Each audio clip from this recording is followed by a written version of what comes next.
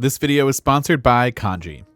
Happy iPhone Launch Day Part 2, or 2.0, or whatever we want to call it. But today we have two more new iPhones to unbox with the iPhone 12 Pro Max and the iPhone 12 Mini. Two complete opposite ends of the spectrum. So let's unbox these guys and see what each phone has to offer. Now, the unboxing portion of this video, it's going to be very short because we've already done this before. If you want to see our iPhone 12 Pro video, when we unboxed that when it came out, you can go ahead and click the card in the upper right corner. But aside from the phones themselves, there is nothing really new to note here in terms of what's inside the box. There's still no ear pods, and there's still no wall adapter, just a single USB-C to Lightning cable, and some small information guides, as well as a sticker.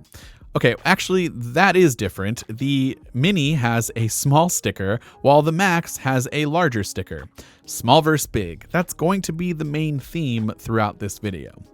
Now, with that theme in mind, the obvious difference that's going to hit you right in the face when you hold both of these phones at the same time is just how different the size and form factor is of each device.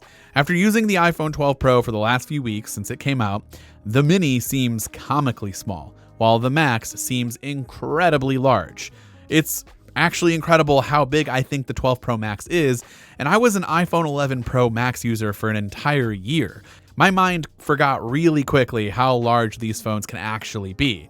The rest of the design for each phone is pretty much the same. There are a few differences here, with the Pro and the Pro Max having a matte texture to the back glass with stainless steel around the frame, and the iPhone 12 and 12 Mini have a glossy back glass and an aluminum frame. At least the screens have all been bumped up to OLED this year, and yes, that does include the Mini. It looks really good for a phone of this size. I will say the fingerprints on the steel frame of the blue 12 Pro compared to the silver 12 Pro Max, it doesn't look as good. The silver does a better job, in my opinion, at hiding those gross fingerprints. Maybe I'm seeing things, I don't know, but it just looks a little bit better on the 12 Pro Max with this silver color. Personally, I'd probably choose the 6.1-inch iPhone 12 Pro if there really wasn't a difference in cameras between the regular Pro and the Pro Max, because I do think it's the perfect sweet spot between the Mini and the Max. However, there is something kind of intriguing to me about a powerful Mini iPhone. Maybe it would help with my phone addiction, knowing that I can still have the same performance whenever I want it. Very good camera system, even though I won't have the telephoto lens. But I'd still get the same overall experience, but at a much smaller footprint, which maybe would cause me to reach for my iPad when I'm lounging at home and not use my phone as much when I'm out and about because of how small it is. Just use it for when I really need it. I could be completely wrong, but I'll try to test that out as the weeks go on. Now, let's not just listen to me, but let's get some thoughts on what the average consumer might think about each phone, as I hit the streets to get the opinion of the everyday buyer. And by the streets, I meant my house, and by the everyday buyer, I mean my family. This is too heavy. That one's too heavy? But this one's it's medium. That one's medium? What about that one? That one's actually medium. That one's right in the middle of those two.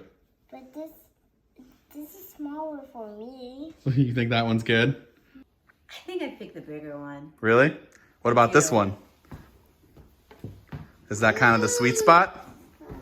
Yeah, this one's better than the big one. Just because... The size. I could fit this in my pocket. The other big difference between the Max and the rest of the iPhone 12 lineup is the cameras. For starters, this is the first time that the cameras are different on the smaller Pro compared to the Pro Max, and you can even tell here that the cameras actually protrude out further than the other lenses on the Pro Max. Now, I haven't had a chance to review these photos that you're looking at right now, but please let me know in the comments down below if you notice a difference between any of the comparisons that you're seeing. Some specific things to look out for include the telephoto lens between the Pro and the Pro Max, as the iPhone 12 Pro Max has a different telephoto lens coming in at 65mm at f2.2, while the regular Pro has a 52mm lens at f2.0. Another thing to look out for when looking at the 4K video here is that the iPhone 12 Pro Max has a new sensor shift optical image stabilization feature compared to just standard optical image stabilization on the rest of the iPhone 12 lineup. Now, really, what this means is, does the 12 Pro Max footage look smoother to you? Again, let us know down in the comments. And finally, one last thing I want to point out is MagSafe is, yes, across the entire lineup, and that all works the same, but there are two things specifically that I just tried out here that's different. Number one, this is the first time I've been able to use the new leather case option, and I put the wallet on the leather case, and it just seems a little bit more slippery compared to the silicone case, so something to keep in mind there. As well as the iPhone 12 mini and the wallet are the exact same width. So when you put the wallet on the iPhone 12 mini, it's going to take up the majority of the back of your phone, and it cannot get any larger than what it is right now because it is the exact same width. So obviously Apple knew this and they didn't make the wallet any bigger, but it's just something to keep in mind if you plan on using the wallet with the iPhone 12 mini. So yeah, overall, the biggest thing I've gathered so far with this unboxing and first impressions is that the mini is mini and the Max really means Max. That isn't a super intelligent statement. I get it. It's not rocket science either. It's something that you really won't understand the difference, I don't think, until you actually hold both phones in each hand. And it will really kind of hit home that these are completely two opposite ends of the spectrum. So which iPhone should you get is really going to come down to, do you want a massive, gigantic phone? Then yeah, go ahead and look at the Max. If you want something lightweight, going to fit in your pocket easy, and you aren't a heavy power user, the mini could be a perfect option. But honestly, the 12 and the 12 Pro, to me, I'm going to put myself in this category, is for everyone else out there. It sits right in the middle. It's the perfect option. It can still fit in your pocket. Yeah, it's a little bit bigger than some of the other phones out there, but it's, in terms of the iPhone 12 lineup, I think it's the perfect choice and could be just right for you. So go ahead and let me know in the comments down below what you think about the entire iPhone 12 lineup as a whole. Now that they are all available, are you planning on getting a mini, a regular 12, a 12 Pro, or a 12 Pro Max? Go ahead and let us know in those comments down below. Before we end today's video, I want to give you more information about our sponsor, Kanji. Kanji is an Apple device management solution built exclusively for IT teams at organizations that run on Apple.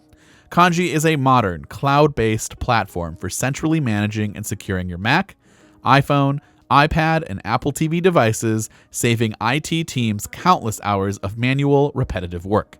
Some key features include 150-plus pre-built automations powered by its macOS agent that automatically remediate even if your devices are offline. There's zero-touch deployment, automated app patching, one-click compliance templates, and much more. Kanji is the perfect solution for IT departments to keep its Apple devices well-managed, secured, and under proper security and compliance guidelines. For more information about Kanji, visit the link in the description down below. This has been Dan with MacRumors. Thanks so much for watching, and I hope to see you around in the next video.